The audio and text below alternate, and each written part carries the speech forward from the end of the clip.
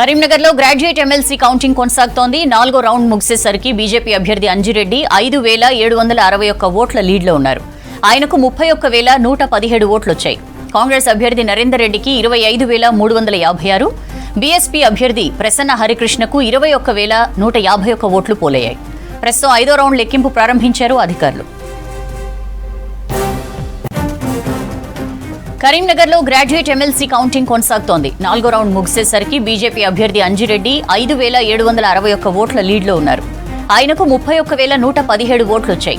కాంగ్రెస్ అభ్యర్థి నరేందర్ రెడ్డికి 25,356, బీఎస్పీ అభ్యర్థి ప్రసన్న హరికృష్ణకు 21,151 ఓట్లు పోలయ్యాయి. ప్రస్తుతం 5వ రౌండ్ లెక్కింపు ప్రారంభించారు అధికారులు. డీటెయిల్స్ తెలుసుకుందాం. కరీంనగర్ నుంచి వెంకటేష్ మనతో లైవ్ లో జాయిన్ అవుతున్నారు. వెంకటేష్, కౌంటింగ్ ఎట్లా నడుస్తోంది? ఇంకా ఎన్ని రౌండ్లు మిగిలి ఉంది?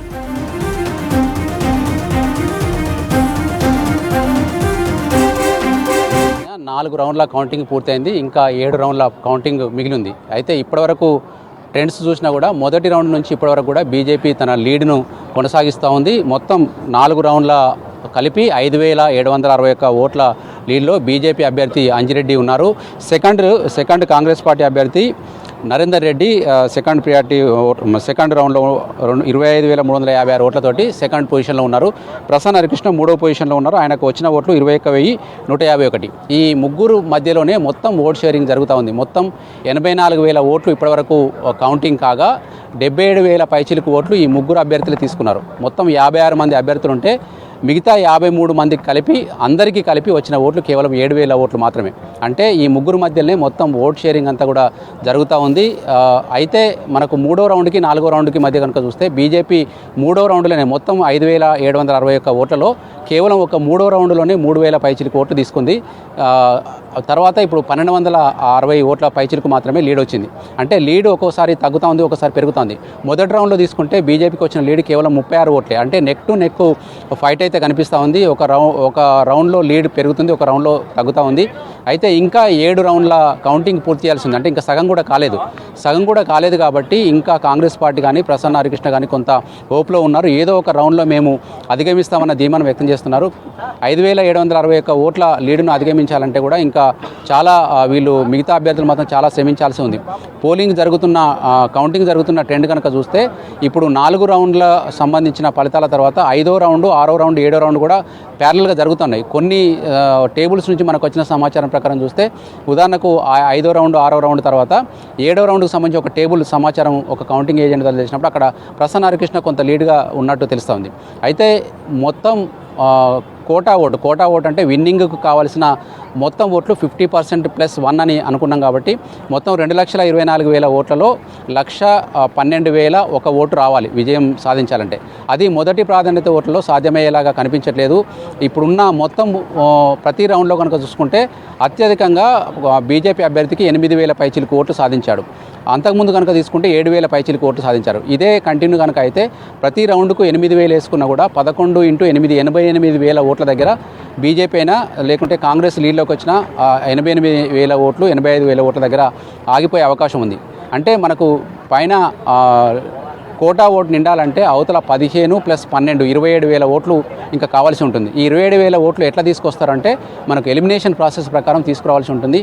ఎలిమినేషన్ కింది నుంచి అంటే మిగతా 53 మంది అభ్యర్థుల్లో అత్యల్పంగా వచ్చిన అభ్యర్థిని తీసుకొని ఆ ఓట్లలో సెకండ్ ప్రియారిటీ ఎవరికి వేశారో చూసి వాటికి క్యారీ ఫార్వర్డ్ చేస్తూ ఉంటారు. ఈ క్యారీ ఫార్వర్డ్ చేస్తున్న క్రమంలోనే ఒక్కొక్క అభ్యర్థిని తీసేస్తూ వస్తారు. మనం ఇంతకుముందు చెప్పుకున్నట్టుగా 53 మంది అభ్యర్థులకు వచ్చిన మొత్తం ఓట్లు 7,000 ఉన్నాయి. ఆ 7,000 ఓట్లను పైకి క్యారీ ఫార్వర్డ్ చేసినా కూడా మనకు కోట నిండదు. ఎందుకంటే మనకు ఇంకా 27,000 ఓట్లు కావాలి. ఆ 27,000 ఓట్లలో 7,000 పోతే ఇంకా 20,000 ఓట్లు ఉంటాయి. ఆ 20,000 ఓట్లు ఎక్కడికి వెళ్ళి తీయాల్సి వస్తుందంటే థర్డ్ పొజిషన్లో ఉన్న అభ్యర్థి నుంచి కూడా తీయాల్సి వస్తుంది. కాబట్టి థర్డ్ పొజిషన్లో ఎవరు ఉంటారనేది ఇప్పుడు కొంత కన్ఫ్యూజ్ ఉంది. ఇప్పటికైతే కాంగ్రెస్కు ప్రసన్న హరికృష్ణకు మధ్య కూడా 4,000 ఓట్ల తేడా ఉంది. అదేవిధంగా బీజేపీకి కాంగ్రెస్కు మధ్య 5,761 ఓట్ల తేడా ఉంది. ఒకవేళ ప్రసన్న హరికృష్ణ ఈ 4,000 ఓట్ల లీడ్ను అధిగమించి కాంగ్రెస్ను కనుక అధిగమిస్తే ఆయన సెకండ్ పొజిషన్కి వస్తాడు. లేదు అంటే అదే పొజిషన్లో థర్డ్ పొజిషన్లో ప్రసన్న హరికృష్ణ ఉంటాడు. అది చివరి వరకు ప్రసన్న హరికృష్ణనే థర్డ్ పొజిషన్లో ఉంటే ఆయన కూడా ఎలిమినేట్ చేసే అవకాశం వస్తుంది. ఒకవేళ మూడో పొజిషన్లో ఉన్న వ్యక్తి కూడా ఎలిమినేట్ అయిన తర్వాత కూడా కోటా నిండకపోతే ఆటోమేటిక్గా రెండో పొజిషన్లో ఉన్న వ్యక్తి ఓట్లు కూడా మొదటి పొజిషన్లో ఉన్న వ్యక్తికి క్యారీ ఫార్వర్డ్ అవుతాయి. అయితే జరిగిన పోలింగ్ సరళి కావచ్చు, ఇవన్నీ కూడా చూస్తే చాలా వరకు పార్టీ అభ్యర్థులు ఎవరైతే బీజేపీ కాంగ్రెస్ వాళ్ళు బయట చేసిన ప్రచారం ఏంటంటే ఒకటో ప్రియారిటీ మాత్రమే ఇచ్చి వదిలేయాలని చెప్పారు. ఆ లెక్కన కనుక చూస్తే బీజేపీ ఫస్ట్ పొజిషన్లో ఉంది కాబట్టి ఆ ఓట్లు ఎప్పుడు కూడా కింది వ్యక్తులకు రావు. కాబట్టి కింద ఉన్న వ్యక్తులు పైకి పోవాలంటే సెకండ్ ప్రియారిటీ ఓట్లు కూడా వాళ్ళు వేసి ఉండాలి. ఉదాహరణకు కాంగ్రెస్కు ఫస్ట్ ప్రియారిటీ ఇచ్చిన వాళ్ళు సెకండ్ ప్రియారిటీ కూడా ఇచ్చి ఉంటేనే బీజేపీకి కానీ ఫస్ట్ పొజిషన్లో ఎవరుంటే వాళ్ళకి కానీ పోతాయి. కానీ అట్లా జరిగిందా లేదా, మరి అందరూ అట్లా వేసారా లేదా అనేది మనకు తెలియాల్సి ఉంది. ఆ ప్రాసెస్ కావడం కోసం కూడా చాలా టైం పడుతుంది. ఇప్పటి వరకు మనకు ఉదయం 11:30కు యాక్చువల్గా టేబుల్ కౌంటింగ్ స్టార్ట్ అయింది. నిన్న ఉదయం 8 గంటల నుంచి ఈరోజు ఉదయం 11:30 వరకు కేవలం వ్యాలిడ్ ఇన్వాలిడ్ ఓట్లను వేరు చేసే ప్రక్రియ మాత్రమే సాగింది. ఆ 11:30 నుంచి టేబుల్ కౌంటింగ్ స్టార్ట్ అయితే ప్రతి 2 గంటలకు ఒకసారి ఈ 21,000 ఓట్ల ఫలితం బయటకు వస్తుంది. ఆ లెక్కన మనకు ఉదయం 11:30 నుంచి ఇప్పటి వరకు రాత్రి 9 గంటల వరకు కేవలం 4 రౌండ్లే వచ్చినాయి. ఈ లెక్కన కూడా చూసుకుంటే టైము రేపు ఉదయం వరకు కూడా ఫస్ట్ ప్రయారిటీ ఓట్ల లెక్కింపే సాగే అవకాశం ఉంది సౌజన్య. ఆ తర్వాత కోటా నిండే అవకాశం అయితే ఎట్టి పరిస్థితి లేదు. మనం ఏ లెక్కలు వేసుకున్నా కూడా, ఎన్ని గణాంకాలు తీసుకున్నా కూడా మన క్యాలిక్యులేషన్ ప్రకారం సెకండరీ ప్రియారిటీకి కంపల్సరీ పోవాల్సిందే. అది కూడా జరిగితే మనకు రేపు మధ్యాహ్నం వరకు కూడా ఫలితం వచ్చే అవకాశం ఉంది సౌజన్య. పెండింగ్ లో ఉన్న ధాన్యం బకాయిలను విడుదల చేయాలని కేంద్రానికి విజ్ఞప్తి చేశారు సీఎం రేవంత్ రెడ్డి. సోలార్ విద్యుత్ కు సబ్సిడీ ఇవ్వాలని కోరారు. రాష్ట్రంలో ఈకో, మెడికల్, టెంపుల్ టూరిజాన్ని ప్రోత్సహిస్తున్నామన్నారు మంత్రులు. పర్యాటకుల్ని ఆకర్షించేలా టైగర్ రిజర్వ్ ఫారెస్ట్ ప్రాంతాలను అభివృద్ధి చేస్తున్నామని చెప్పారు. డ్యూటీ టైంలో డాక్టర్లు, మెడికల్ సిబ్బంది అందుబాటులో లేకుంటే కఠిన చర్యలు తీసుకుంటామని వార్నింగ్ ఇచ్చారు.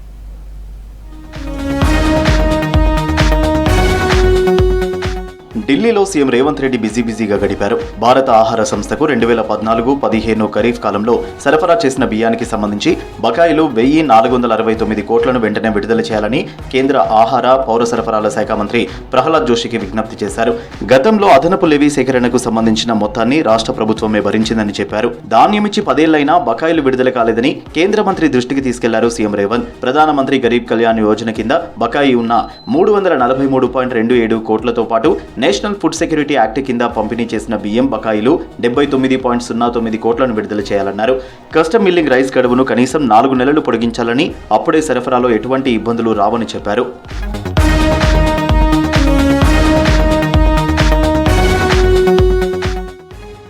తెలంగాణకు పీఎం కుసుమ్ కింద గతంలో ఇచ్చిన 4,000 మెగావాట్ల సోలార్ విద్యుత్ ఉత్పత్తికి అనుమతులు పునరుద్ధరించాలని ప్రహ్లాద్ జోషికి విజ్ఞప్తి చేశారు రేవంత్ రెడ్డి. రాష్ట్రానికి గతంలో 4,000 మెగావాట్లకు అనుమతులు ఇచ్చి తర్వాత 1,000 మెగావాట్లకు కుదించారని చెప్పారు.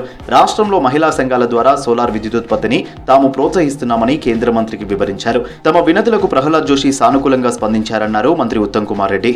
పీఎం కుసుమ్ స్కీమ్ కింద ఏదైతే మరి ముఖ్యమంత్రి రేవంత్ రెడ్డి గారు, ఉప ముఖ్యమంత్రి భట్టి గారి నాయకత్వంలో ఈ సోలార్ ప్రాజెక్ట్స్ మహిళా సంఘాలకు కూడా తెలంగాణలో ఏర్పాటు చేస్తున్నాము. దాని కింద 4,000 మెగావాట్ల సబ్సిడీ కేంద్ర ప్రభుత్వం నుంచి కోరడం జరిగింది. అన్ని విషయాల్లో కేంద్ర మంత్రి ప్రహ్లాద్ జోషి గారు సానుకూలంగా స్పందించారు. సమ్మక్క సారలమ్మ జాతర, గోదావరి పుష్కరాలు ప్రతిష్టాత్మకంగా నిర్వహించేలా అధికారులు ప్రణాళిక రూపొందించాలన్నారు డిప్యూటీ సీఎం బట్టి విక్రమార్క, మంత్రి కొండా సురేఖ. శాశ్వత ప్రాతిపదికన పనులు చేపట్టాలని ఆదేశించారు. సెక్రటేరియట్లో ప్రీ బడ్జెట్ సమావేశంలో భాగంగా ఎండోమెంట్, అటవీ శాఖలతో సమావేశం నిర్వహించారు బట్టి. హైదరాబాద్ తో పాటు పరిసరాల్లో ఉన్న 59 అర్బన్ పార్కులను అభివృద్ధి చేయాలని ఆదేశించారు. పర్యాటకులను ఆకర్షించేలా టైగర్ రిజర్వ్ ఫారెస్ట్ ప్రాంతాల్లో ప్రత్యేక కార్యాచరణ సిద్ధం చేయాలన్నారు. పెద్ద ఎత్తున వన మహోత్సవం కార్యక్రమం నిర్వహించాలని, విద్యార్థులను భాగస్వాములను చేయాలని సూచించారు.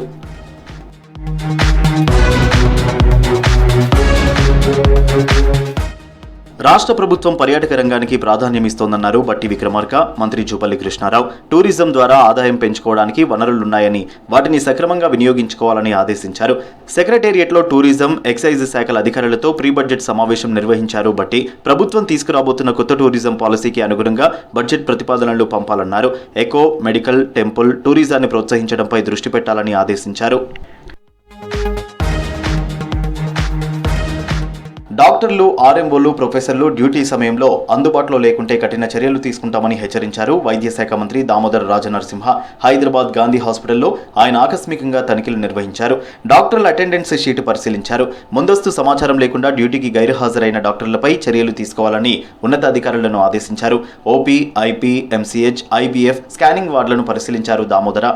ఐవీఎఫ్ సేవల్లో జాప్యంపై అసంతృప్తి వ్యక్తం చేశారు దామోదర. ప్రధానంగా 4 అంశాలు. ఒకటి హెచ్ఆర్, అటెండెన్సు, ఆ తర్వాత drugs, infrastructure, facilities, equipment, testing. ఎక్కడ కూడా మా ప్రజలకు ప్రభుత్వాన్ని నమ్ముకుని హాస్పిటల్ నమ్ముకుని వచ్చి పేద ప్రజలకు ఇబ్బంది కలగలేదు. ఈరోజు కూడా నేను గమనించాను, కొద్దిగా యాబ్సెంటిజం ఉన్నది. దానిపైన ప్రభుత్వం ఖచ్చితంగా సీవియర్గా స్పందిస్తుంది. రాష్ట్రంలోని మహిళా సంఘాలకు ఆర్టీసీ అద్దె బస్సులను కేటాయించింది సర్కార్. మొదటి విడతలో 150 మండల సంఘాలకు ఆర్టీసీ బస్సులను అలాట్ చేస్తూ ఉత్తర్వులు ఇచ్చింది. త్వరలో మిగిలిన మండల సమాఖ్యలకు 450 అద్దె బస్సులు ఇవ్వనుంది. ప్రతి నెల ఒక్కో బస్సుకు రెంట్ 77,220 రూపాయలు చెల్లించనుంది ఆర్టీసీ. బస్సుల కొనుగోలు కోసం మహిళా సంఘాలకు బ్యాంక్ గ్యారంటీ ఇవ్వనుంది సర్కార్. దేశంలోనే తొలిసారిగా మహిళా సంఘాల ద్వారా ఆర్టీసీ బస్సులను నిర్వహిస్తుంది. ఈ నెల 6న రాష్ట్ర కేబినెట్ సమావేశం జరగనుంది. హైదరాబాద్ సెక్రటేరియట్లో మధ్యాహ్నం 2 గంటలకు సీఎం రేవంత్ రెడ్డి అధ్యక్షతన జరిగే సమావేశంలో బీసీ రిజర్వేషన్లు, ఎస్సీ వర్గీకరణపై మంత్రులు చర్చించనున్నారు. బడ్జెట్ సమావేశాలపై డిస్కస్ చేయనున్నట్టు సమాచారం.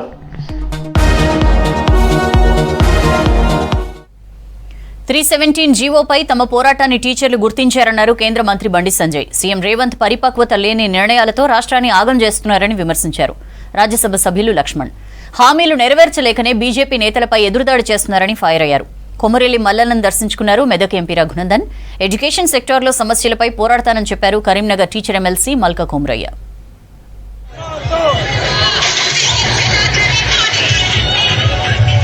కరీంనగర్ ఉపాధ్యాయ ఎమ్మెల్సీ విజయం ప్రధాని మోదీకి, పార్టీ కార్యకర్తలకు అంకితమన్నారు కేంద్ర హోంశాఖ సహాయ మంత్రి బండి సంజయ్.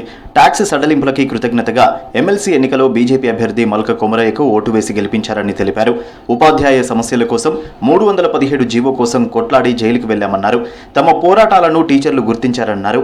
స్థానిక సంస్థల ఎన్నికల్లో ఇదే జోష్తో పనిచేయాలని పార్టీ నేతలకు సూచించారు సంజయ్. కరీంనగర్ ఎంపీ కార్యాలయం దగ్గర టీచర్ ఎమ్మెల్సీ విజయోత్సవాల్లో పాల్గొన్నారు బండి సంజయ్.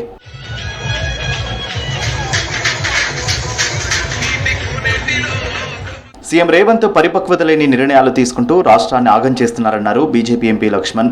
ఆర్ఆర్ఆర్ నార్త్ అలైన్మెంట్ మార్పుతో రైతులు విలువైన భూమిని కోల్పోతున్నారన్నారు. ఎన్నికల సమయంలో రైతులకు అండగా ఉంటామని చెప్పి ఇప్పుడు మాట మారుస్తున్నారని ఫైర్ అయ్యారు. ఎన్నికల్లో ఇచ్చిన హామీలను నెరవేర్చలేకనే బీజేపీ నేతలపై రేవంత్ ఎదురుదాడి చేస్తున్నారన్నారు లక్ష్మణ్.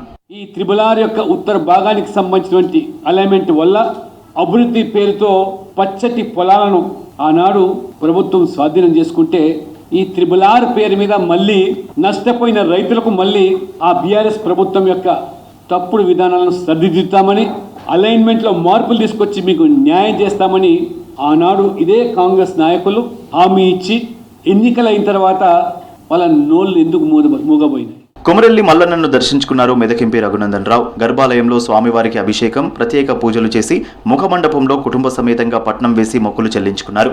ఆ తర్వాత రఘునందన్ రావుకు స్వామివారి చిత్రపటం అందజేసి స్వామివారి శాలువాలతో సత్కరించారు అధికారులు.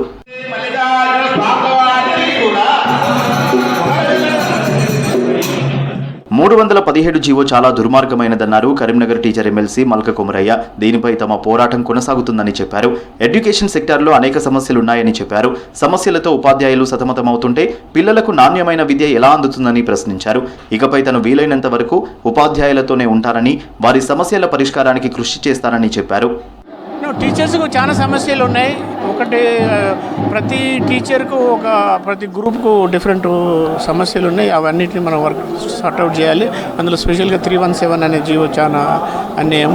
అట్లా చూసుకుంటే ప్రతి జీవో ప్రతి ప్రాబ్లం ఇష్యూస్ ఉన్నాయి. కాబట్టి మనం గవర్నమెంట్తో కంటిన్యూ కొట్లాడి మనం బడ్జెట్ అలొకేషన్ పెంచుకొని గవర్నమెంట్ ఆఫ్ ఇండియాగా బడ్జెట్ ఎక్కువ తీసుకొచ్చి మనం వాళ్ళ ప్రాబ్లమ్స్ సార్ట్అవుట్ చేయాలి. ఉపాధ్యాయ ఎమ్మెల్సీగా కొమరయ్య గెలుపుతో ఆదిలాబాద్ జిల్లాలో సంబరాలు చేసుకున్నారు బీజేపీ నేతలు. జిల్లా కేంద్రంలోని వినాయక చౌక్లో టపాసులు కాల్చి సంబరాలు చేసుకున్నారు. వేములవాడలోనూ బీజేపీ జిల్లా అధ్యక్షులు గోపి ఆధ్వర్యంలో విజయోత్సవాల్లో పాల్గొన్నారు నేతలు.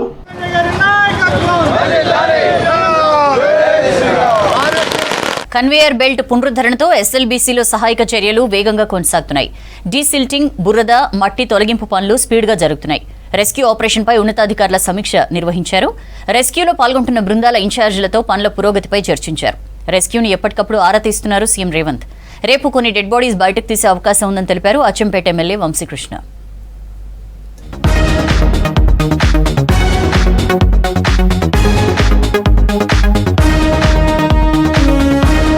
ఎస్ఎల్బీసీ టనెల్లో రెస్క్యూ ఆపరేషన్ కొనసాగుతోంది. కన్వేయర్ బెల్ట్ పునరుద్ధరణతో రెస్క్యూ స్పీడ్ అందుకుంది. బురద, మట్టి తొలగింపు పనులు, డీసిల్టింగ్ వేగంగా జరుగుతున్నాయి. 200 అడుగుల వరకు మట్టి, బురద, రాళ్లు, సెగ్మెంట్, టీబీఎం శిథిరాలు పేరుకుపోవడంతో 8 మంది జాడ గుర్తించలేకపోయారు. 6000 క్యూబిక్ మీటర్ల పూడిక తొలగించాల్సి ఉందని అధికారులు అంచనా వేశారు. కన్వేయర్ బెల్ట్ సాయంతో ఈ పనుల్లో పురోగతి వచ్చింది. ఇక రెస్క్యూ ఆపరేషన్ లో Singareni rescue teams, rat hole miners కీలక పాత్ర పోషిస్తున్నాయి.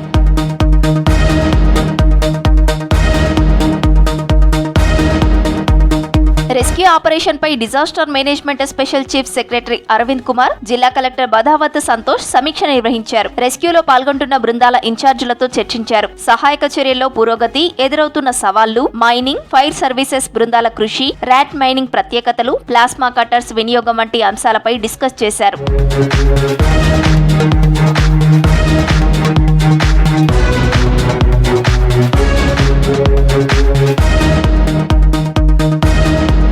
కన్వేయర్ బెల్ట్ పై గంటకు 800 టన్నుల మట్టిని బయటకు తీసుకురాగలమని చెప్పారు అధికారులు. జీపీఆర్ గుర్తించిన ప్రదేశాల్లో తవ్వకాలు జరుగుతున్నాయన్నారు. 2 ఎస్కలేటర్లను సిద్ధం చేశామన్నారు. టీబీఎం చివరి భాగాలను గ్యాస్ కట్టర్ ద్వారా తొలగించి లోకోలో బయటకు తీసుకురానున్నట్లు తెలిపారు. సహాయక చర్యలకు ఆటంకంగా మారుతున్న నీటిని ఎప్పటికప్పుడు పంపుల ద్వారా బయటకు పంపిస్తున్నట్లు వివరించారు. సహాయక బృందాలకు అవసరమైన ఆహారం, ఆరోగ్యంపై ప్రత్యేక శ్రద్ధ తీసుకుంటున్నట్లు తెలిపారు అధికారులు.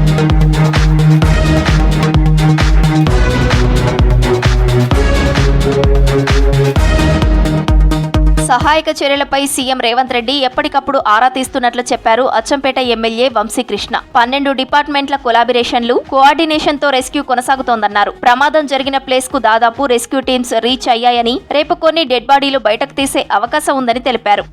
ఎప్పటికప్పుడు సమాచారం తెలుసుకొని ఏం జరుగుతుంది, ఇంకా ఏం చేయాలి అనే దాని మీద ముఖ్యమంత్రి గారు మినిట్ టు మినిట్ ఎప్పటికప్పుడు తెలుసుకొని మరి రియాక్ట్ కావడం జరుగుతూ ఉంది.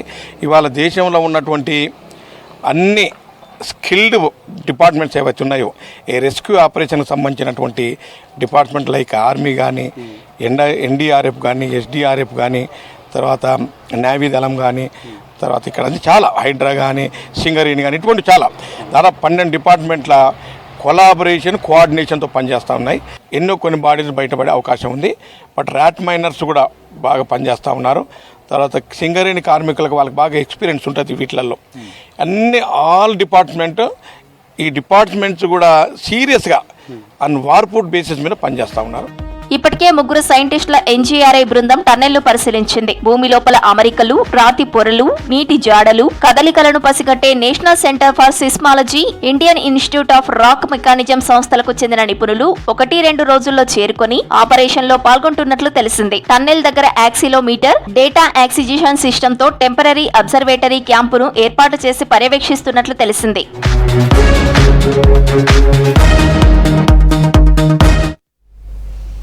ఎంఎస్ఎంఈల బలోపేతానికి ఎన్డీఏ సర్కార్ చర్యలు తీసుకుంటోందన్నారు ప్రధాని మోదీ. భారత్ను ప్రపంచ తయారీ కేంద్రంగా మారుస్తామన్నారు. ఉగ్రవాదం, వేర్పాటువాదం అంతర్గత భద్రతకు పెను ముప్పుగా మారాయన్నారు కేంద్ర మంత్రి రాజ్నాథ్. బీహార్ అభివృద్ధికి ఆర్జేడీ అడ్డంకిగా మారిందన్నారు కూటమి నేతలు.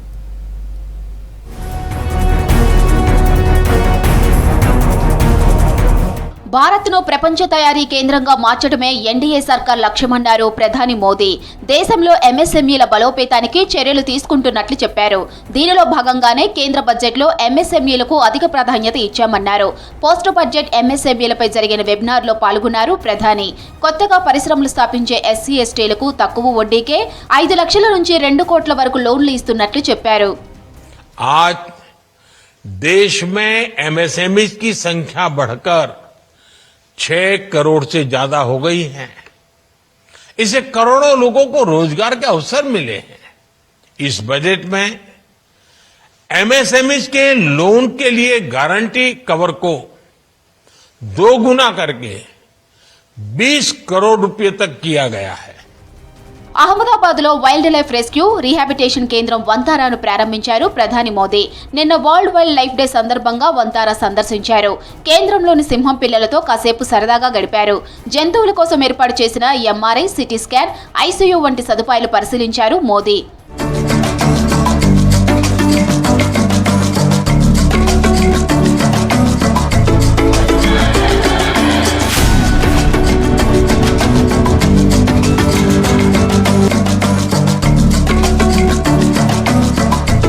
దేశ భద్రతకు ఎన్డీఏ సర్కార్ అధిక ప్రాధాన్యత ఇస్తుందన్నారు కేంద్ర మంత్రి రాజ్నాథ్ సింగ్. ఢిల్లీలో అంతర్గత భద్రత, ఆధునిక టెక్నాలజీపై జరిగిన సెమినార్లో పాల్గొన్నారు. కొత్త సవాళ్లను ఎదుర్కొనేందుకు భారత్ సిద్ధంగా ఉన్నామన్నారు. ఉగ్రవాదం, వేర్పాటువాద ఉద్యమాలు, వామపక్ష తీవ్రవాదం పెను సవాలుగా మారాయన్నారు రాజ్నాథ్ సింగ్. इस नए दौर में आज हमारे सामने नए नए प्रकार के चैलेंजेस आ रहे हैं. Hybrid warfare, cyber and space based challenges जैसे अनकन्वेंशनल थ्रेट्स आज हमारे सामने आ रहे हैं. इसलिए हमें आज के सिक्योरिटी रिलेटेड कॉम्प्लेक्स सिनेरियो को पहले के मुकाबले ज्यादा कंप्रिहेंसिवली समझने की आवश्यकता है. మహాకుంభమేళాను తమ ప్రభుత్వం విజయవంతంగా నిర్వహించిందన్నారు యూపీ సీఎం యోగి ఆదిత్యనాథ్. కుంభమేళాలో మహిళలపై వేధింపులు, దోపిడీ లాంటి కేసులు ఒక్కటి కూడా నమోదు కాలేదన్నారు. తాము ఊహించిన దానికంటే ఎక్కువ మంది భక్తులు వచ్చారన్నారు యోగి. That's all for now. Stay tuned.